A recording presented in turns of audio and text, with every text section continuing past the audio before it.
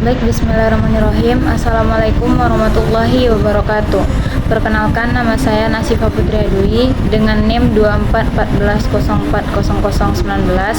Tujuan saya membuat video ini untuk memenuhi tugas tafsir tarbawi dengan dosen pengampu Bapak Dr. Zulheldi MAG dan Bapak Edwin Jerry MAG. Di dalam video ini terdapat penjelasan tentang Quran Surah An-Nisa ayat 11 dan Quran Surah An-Nisa ayat 176. A'udzu billahi minasy syaithanir rajim. Bismillahirrahmanirrahim. Walakum nisfu ma taraka azwajukum illam yakul lahunna walad fa in kana lahunna waladun falakum rubu'u mimma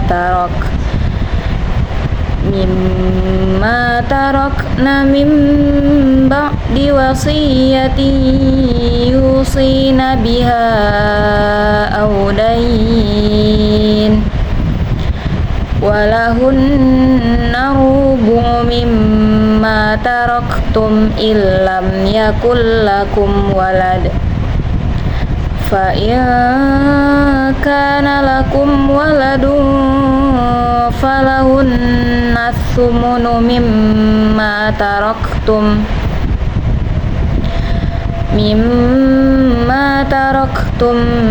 min ba'di wasiyatin tusuna biha aw dayn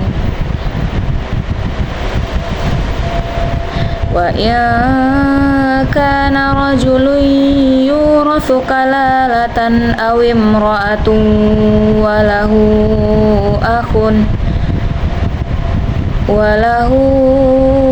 akhun aw ukhtun falikulli wahidin minhumas sudus fa in kanu akthara min dhalika fahum syuraka'u fi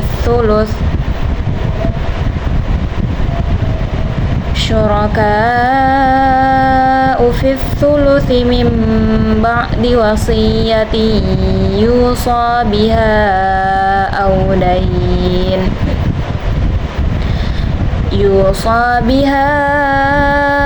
أو دين غير مضار وصية من الله wallahu alimun halim. Yastaftunak kulillahum yuftikum fil kalalah inimru'un halaka laysa lahu waladun walahu ukhtun fala nisfu ma tarak wa huwa yarithuha illam yakul laha walad fa in kanat athnataini falahumas thulutsani mimma tarak wa in kanu ikhwatan rijalan wa nisa'an falidzakari mithlu hazzil unthayayn yubayyinullahu lakum an tadillu wallahu bikulli syai'in alim. Shadaqallahul azim. Aku berlindung kepada Allah dari godaan syaitan yang terkutuk dengan menyebut nama Allah yang Maha Pengasih lagi Maha Penyayang. Dan bagianmu, suami-suamimu adalah seperdua dari harta yang ditinggalkan oleh istri-istrimu, jika mereka tidak mempunyai anak. Jika mereka istri-istrimu itu mempunyai anak, maka kamu mendapat seperempat dari harta yang ditinggalkannya. setelah dipenuhi wasiat yang mereka buat atau dan setelah dibayar hutangnya. Para istri memperoleh seperempat harta yang kamu tinggalkan jika kamu tidak mempunyai anak.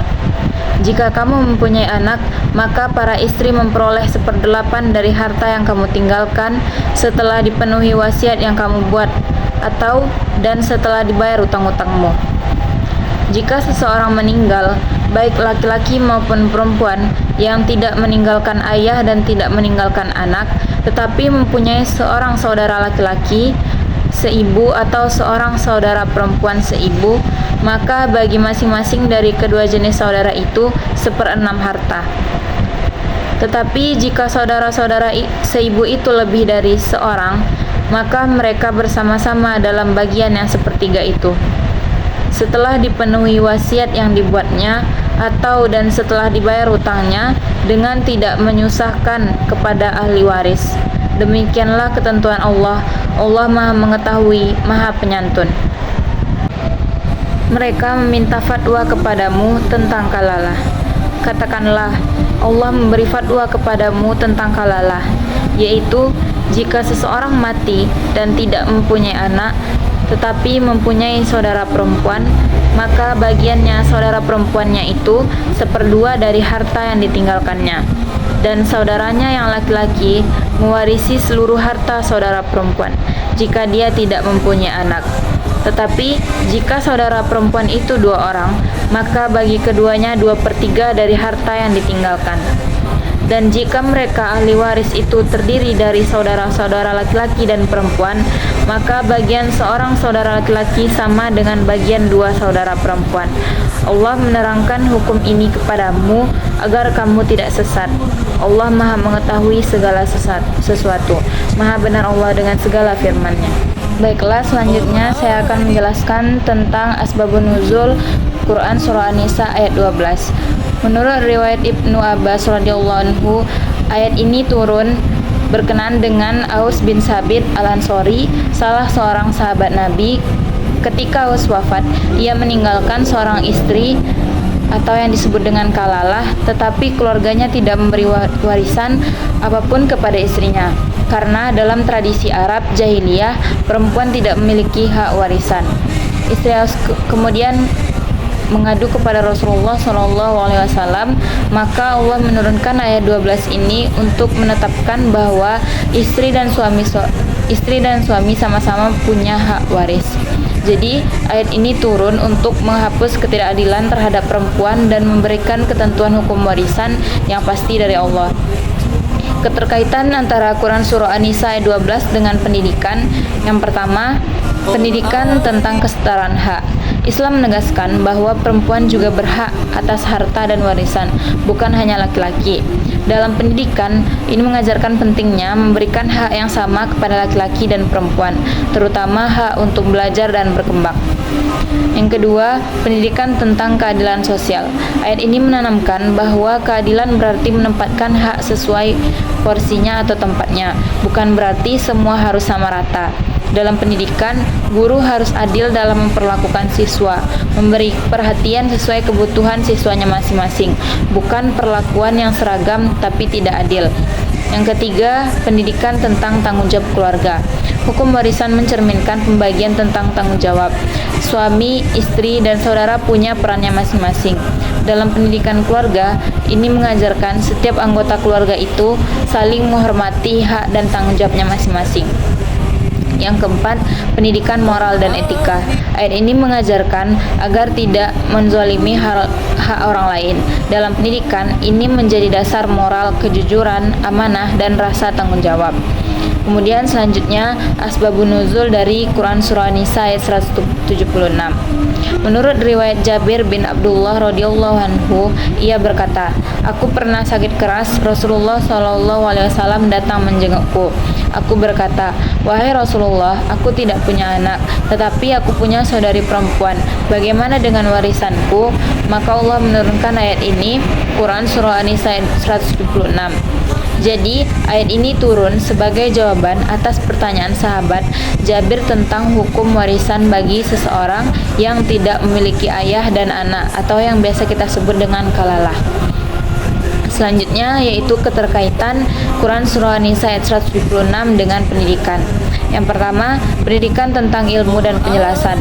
Ayat ini turun sebagai jawaban langsung atas pertanyaan sahabat yang ingin belajar dan memahami hukum Allah. Ini mengajarkan bahwa dalam pendidikan, bertanya adalah bagian dari proses belajar. Tidak ada yang salah dengan bertanya jika kita ingin mencari kebenaran.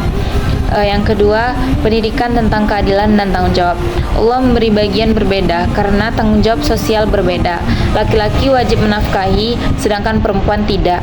Dalam pendidikan, ini berarti setiap orang diberi tugas sesuai dengan kemampuannya masing-masing, bukan disamaratakan tanpa melihat peran dan beban tanggung jawabnya. Yang ketiga, pendidikan tentang ketaatan terhadap hukum Allah. Ayat ini menegaskan bahwa hukum warisan adalah ketetapan langsung dari Allah. Dalam pendidikan, ini mengajarkan pentingnya disiplin dan taat pada aturan, baik aturan agama maupun aturan sekolah. Yang keempat, pendidikan nilai sosial dan keluarga. Hukum warisan menjaga kerukunan keluarga agar tidak saling berebut harta. Dalam pendidikan ini mengajarkan pentingnya menyelesaikan masalah dengan adil dan damai, bukan dengan emosi atau perebutan. Mungkin cukup sekian penjelasan dari saya. Bila ada kata-kata yang salah mohon dimaafkan. Saya sudahi dengan Assalamualaikum warahmatullahi wabarakatuh.